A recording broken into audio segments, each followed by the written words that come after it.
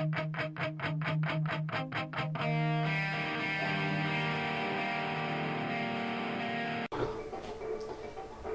everyone, how you doing? Okay, more game editions then. As the title says, imports and rarities, this lot. Most of these are pretty rare, and most of them come from abroad. Quite a few of them did. So first up then, for the GameCube, first system bought for, Tube Slider. Tube Slider is basically the GameCube version of Wipeout, to a point. Some screens down the bottom there, and the bottom screen there shows a 4-player option, so that's not bad. Probably still prefer Wipeout, to be honest. All complete. What, £2.50 plus postage, so not too bad. Second American GameCube game is Space Raiders, from the makers of Space Invaders.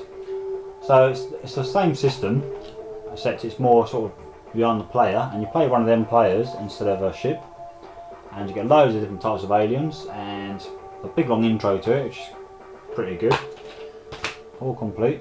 A bit limited really, probably why it didn't get released over here in the UK, but a few quid, can't really go wrong. The final game is another American version, but this you could get in the UK. Lego Star Wars 2, the original trilogy. Really good fun to play to Star Wars Lego games, as I think most of the Lego games are done since. Again, all complete. Yeah, this is available in the UK, this one, but it probably works out dearer to get. So I bought the American version off eBay UK, that was, and I think it was £1.04 plus postage. So bargain. Okay, one Amstrad CPC game. Now this one I always wanted back in the day, never had it. Although I did get around to playing it at some stage. And the magazine article, don't know why, I mean before I read the review, the magazine article made me want to get it.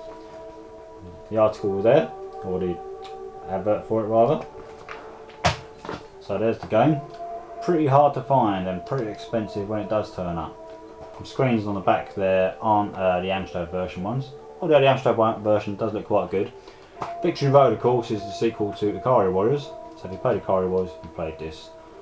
Difference with this, it still has 2 players and stuff like that, and soldiers. It also has different kind of enemy like alien, supernatural type thing, complete with instructions. Wasn't rated as well as Ikari Warriors. I liked it. I still do like it. There is a gameplay of this already on for the CPC on YouTube actually, but I might be tempted to do this one as well. Okay, 2 probably even rarer games. For the Amstrad, but the GX4000. First of them, Switchblade. Back of the box. Graphics aren't amazing actually for Switchblade. They didn't really do much more than what the Amstrad version of Switchblade did.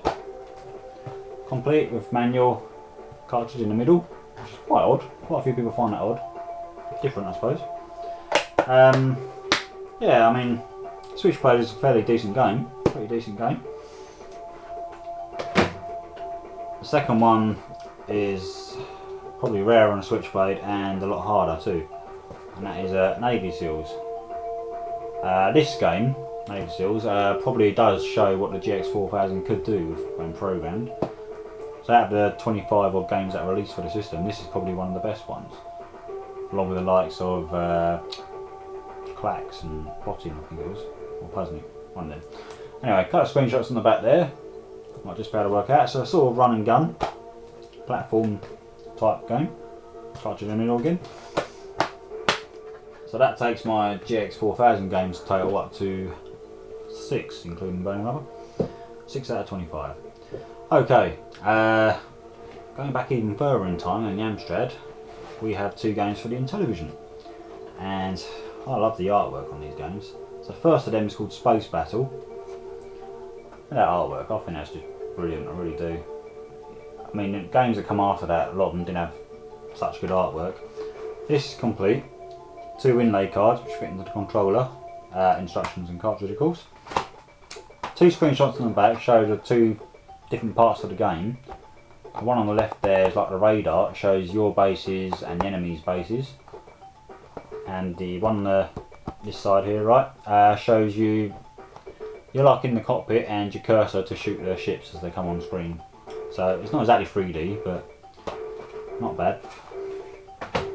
And the second one, in television, again really nice artwork. Space Armada. Now Space Armada is of course in television version of Space Invaders, as you can see by the screens there. So you know what we're getting there. It's pretty slow, pretty much just Space Invaders. Again, 2 inlays, manual, cartridge. And next up we have just 3 Amiga games. Well actually I suppose 8 Amiga games, but 5 are in one box.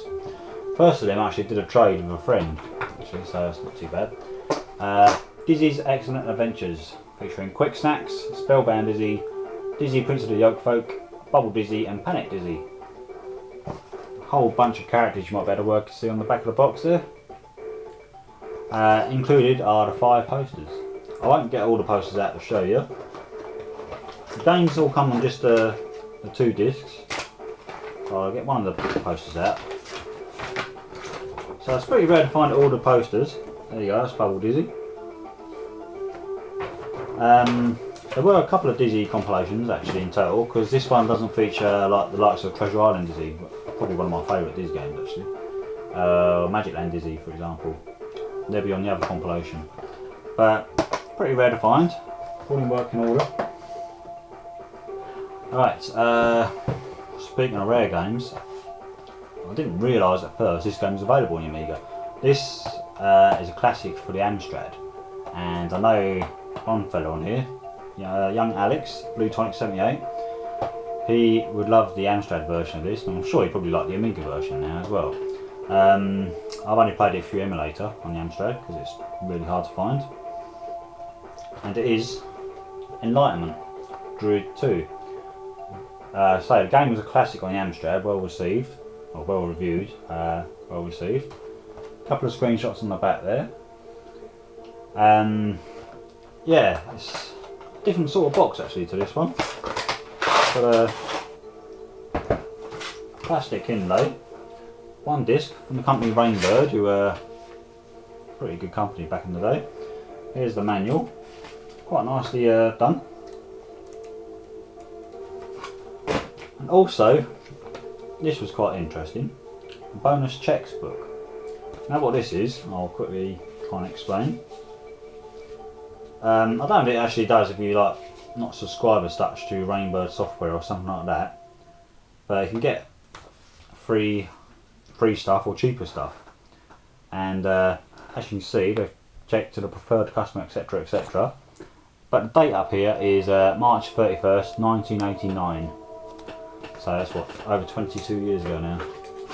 So anyway, the game itself is has a few similarities to like the likes of Gauntlet, that sort of thing. But viewed not quite from above as such, more like a bird's eye view of sorts. You're running around, you're the wizard, you're running around shooting stuff, collecting things, etc, etc. Along them lines anyway, so pretty rare to find. I was the only person to bid on this game. 15 levels by the way, 32 different spells, plenty of spells to cast. Yeah, only person to bid on this game, but that was still £12–13 I think, including postage, but quite a rare one to get, so it's quite nice to have in the collection. And the final Amiga game then, another Psygnosis big box. It's got a mark on the front that can come off, should be able to wash that off. Amnios. Now Amnios is a viewed from above shooter, and it scrolls in every direction. Some nice screenshots on the back you might just be able to work out there. They did another game actually called Blaster, which was a similar sort of game. Now someone else on here, Retro Safer, did a gameplay of this quite some time ago now actually. But this will at some stage in a box. This will at some stage feature in my Shooters Collection videos.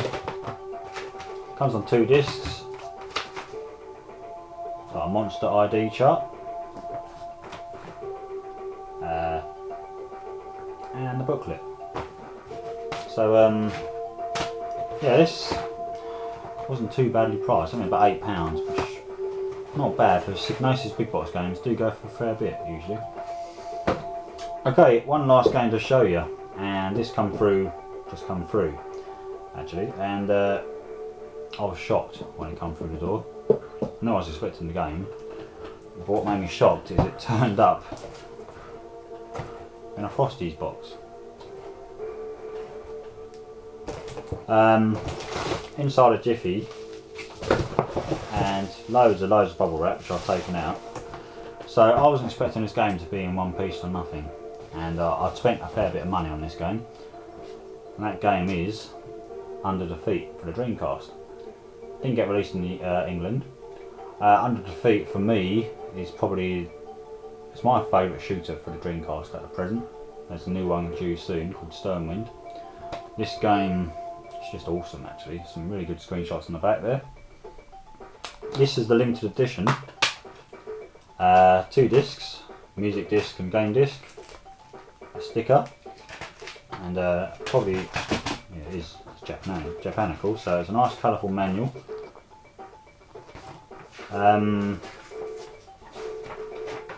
Yeah, it's so, and that's just part of it. It also comes with a poster, which I haven't taken out, or I'm not going to take out yet. So to find this all in, this is in perfect condition, despite coming in a Kellogg's Frosties box. I'm quite surprised. So probably the best shooter on the Dreamcast I now officially owned.